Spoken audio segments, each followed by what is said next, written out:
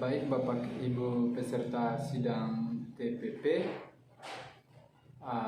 saya akan mempresentasikan penelitian kemasyarakatan untuk program reintegrasi pembebasan bersyarat. Untuk usulan yang telah Bapak Ibu sampaikan pada waktu kemarin, dan berikut saya akan presentasikan.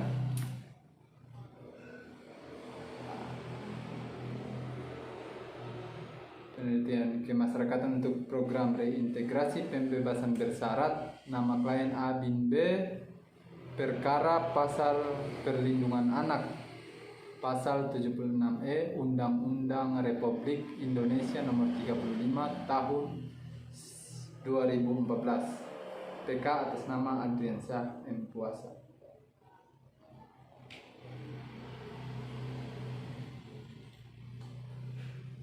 Rumusan masalah: bagaimana tingkat risiko residivisme dan kriminogenik klien? Apa latar belakang dan faktor-faktor yang mempengaruhi dalam melakukan tindak pidana oleh klien? Bagaimana pembinaan klien selama masa menjalani hukuman? Bagaimana perubahan perilaku klien?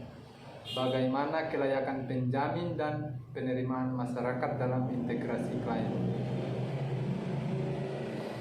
Identitas klien: nama A bin B, tempat tanggal lahir kota Z, tanggal 2 bulan 8 tahun 1960, agama Islam, pendidikan SLTA, pekerjaan karyawan swasta, sopir angkot, alamat Wedana, Weda, Maluku Utara, tindak pidana perlindungan anak pasal 76E Undang-Undang Republik Indonesia nomor 35 tahun 2014. Lama pidana 5 tahun, subsidiar 4 bulan. Tempat pidana Rutan kelas 2B, Weda. Orang tua klien: ayah klien atas nama F dan ibu klien atas nama G. Penjamin atas nama H. Penjamin ini merupakan istri klien. Dan seperti yang bisa dilihat, demikian susunan keluarga klien. Riwayat dan perkembangan hidup klien. Klien lahir dalam kondisi sehat di rumah orang tuanya dengan bantuan bidan desa atau biasa di tempat daerah kami disebut dukun kampung dalam proses persalinan normal. Pada masa pertumbuhan, klien tumbuh secara normal tanpa ada kelainan fisik seperti cacat pada bagian tubuh lain. Setelah itu, klien tumbuh seperti anak-anak di usianya tanpa ada hambatan dalam pertumbuhan fisik. Klien memiliki bakat dalam bidang bangunan dan sopir lintas, dan klien pernah bekerja sebagai sopir di Mekah. Klien cukup rajin dalam menjalankan ibadahnya. Sebelum menjalani pidananya, klien cukup aktif dalam kegiatan-kegiatan keagamaan yang diselenggarakan di masjid dekat rumahnya. Klien baru pertama kali melanggar hukum. Klien tidak merokok, tidak mengkonsumsi alkohol dan narkoba. Klien aktif dalam kegiatan keagamaan di desanya. Kondisi penjamin: nama H, beliau adalah istri klien, tempat tanggal lahir kota D, tanggal 30 bulan 6 tahun 1964. Pendidikan SLTA, pekerjaan wira swasta, penjual makanan. Alamat Weda, Wedana, Maluku Utara. Penjamin menikah tanggal 17 bulan 8 tahun 1990 dan dikaruniai 2 orang anak, dan hubungan rumah tangga klien cukup harmonis. Hubungan penjamin dengan klien berlangsung cukup baik dan harmonis. Hubungan penjamin dengan keluarga besar klien dan masyarakat baik. Penjamin tinggal di rumah milik sendiri bersama anak-anaknya. Riwayat tindak pidana. Latar belakang tindak pidana: klien memiliki kedekatan dengan korban dan tidak dapat menahan hawa nafsunya. Dalam suatu sesi kegiatan, klien menegur seorang anak perempuan ANA anggrek berusia 16 tahun demi mengingatkan bahwa jika sedang menstruasi tidak boleh ke masjid.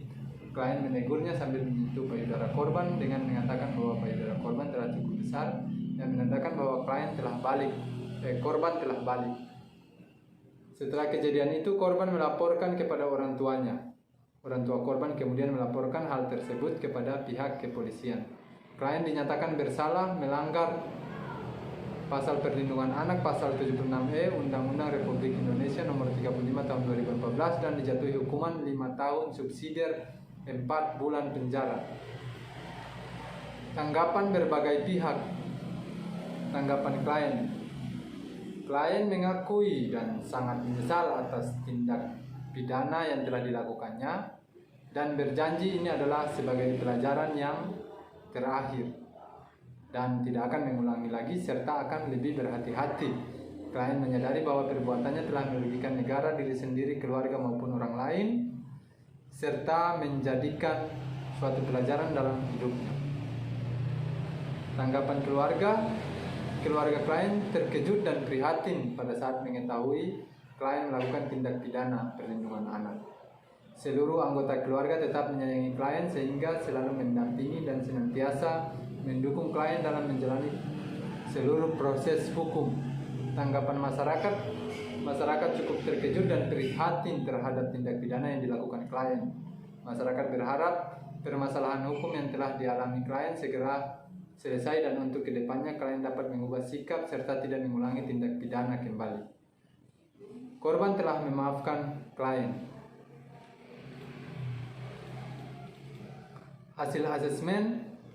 Berdasarkan atas asesmen ISPN, skor yang diperoleh klien adalah 33, yang artinya klien termasuk kategori untuk ditempatkan ke dalam lembaga pemasyarakatan medium security.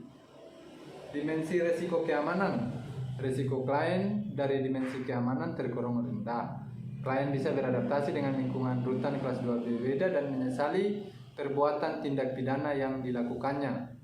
Klien tidak memiliki niat atau keinginan untuk melarikan diri. Di dalam rutan, klien tidak memiliki permasalahan dengan sesama warga binaan pemasyarakatan yang bisa menimbulkan pertikaian.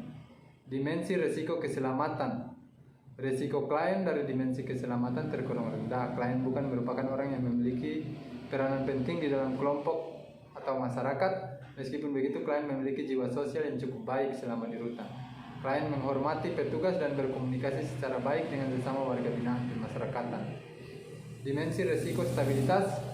Risiko klien dari dimensi stabilitas tergolong rendah. Klien belum pernah melarikan diri, belum pernah melakukan protes atau unjuk rasa selama di dalam rutan. Sebelum melakukan tindak pidana, klien juga memiliki pekerjaan untuk mencukupi kebutuhan ekonomi keluarga sebagai karyawan di sebuah rumah makan. Selain itu, klien juga bisa menjawab pertanyaan yang diajukan oleh pembimbing kemasyarakatan terkait dengan keluarga, pekerjaan, dan hubungan sosial di masyarakat. Dimensi resiko pada kemasyarakatan. Risiko klien di dimensi kemasyarakatan tergolong rendah. Klien tidak menjadi bagian dari organisasi massa berbasis agama, suku maupun politik. Hubungan dengan lingkungan masyarakat berlangsung baik. Di lingkungan sekitar tempat tinggal klien berlangsung dengan baik. Lanjutan asesmen risiko dan kebutuhan kriminogenik terhadap klien telah dilakukan penilaian asesmen instrumen risiko residivis dan faktor-faktor kriminogenik dan diperoleh hasil risiko residivis rendah dengan skor 0. Adapun hasil asesmen kriminogenik, pendidikan dan pekerjaan, hasil asesmen berada dalam kategori rendah dengan skor 0. Pendidikan dan pekerjaan merupakan faktor kriminogenik yang hanya memiliki andil kecil dalam mempengaruhi tindak pidana yang dilakukan oleh klien. Penyalahgunaan alkohol, narkoba, dan zat adiktif lainnya. Klien tidak menggunakan alkohol, narkoba, dan zat adiktif lainnya, sehingga hasil asesmen berada dalam kategori menengah dengan skor 0, sehingga faktor nafsa memiliki andil kecil dalam tindak pidana kriminal klien. Keuangan dan waktu luang. Faktor kriminogenik, keuangan dan waktu luang tergolong rendah dengan skor 0. Klien menghabiskan waktu luang dengan mengikuti kegiatan sekolah dan membantu orang tuanya serta berkumpul dengan teman-teman.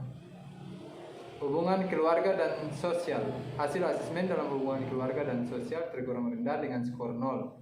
Sikap pro-kriminal antisosial. Dalam faktor pro-kriminal dan sikap antisosial, klien berada dalam skor kategori menengah dengan skor 3. Sikap pro-kriminal antisosial tidak mempengaruhi klien dalam melakukan tindak kriminal. Faktor-faktor lainnya, dalam faktor-faktor lainnya tidak terdapat pengaruh yang signifikan. Hasil asesmen menunjukkan kategori rendah dengan skor 1. Kesimpulan, klien melakukan tindak pidana melanggar Undang-Undang Republik Indonesia Nomor 35 Tahun 2018 terkait perlindungan anak. Klien divonis oleh Pengadilan Negeri Sulawesi Nomor sekian tanggal 4 September 2018 divonis selama 5 tahun, denda 150 juta, subsidiar 4 bulan. Latar belakang penyebab klien harus menjalani masa pidana ini karena klien memiliki kedekatan dengan korban dan klien tidak mampu mengendalikan hawa nafsunya.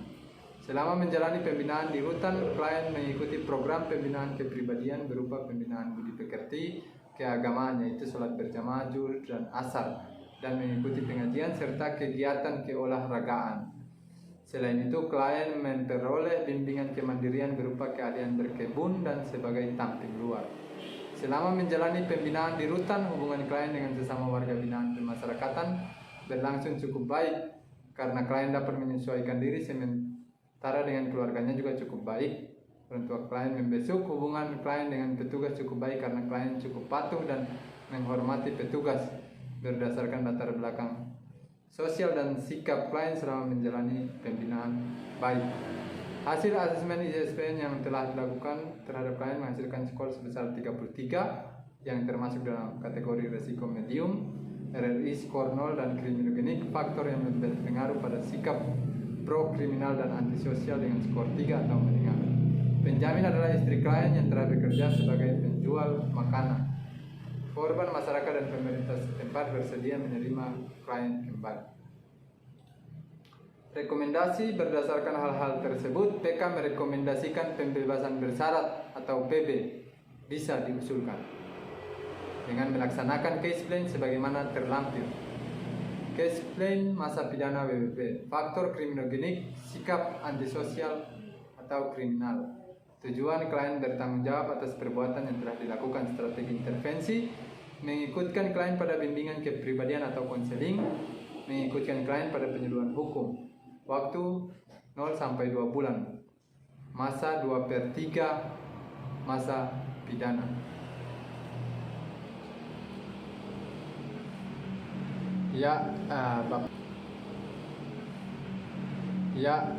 Bapak Ibu, demikian presentasi dari penelitian kemasyarakatan klien A dan B untuk usulan program reintegrasi. Untuk sidang TPP kali ini mungkin seperti itu yang bisa saya sampaikan. Terima kasih.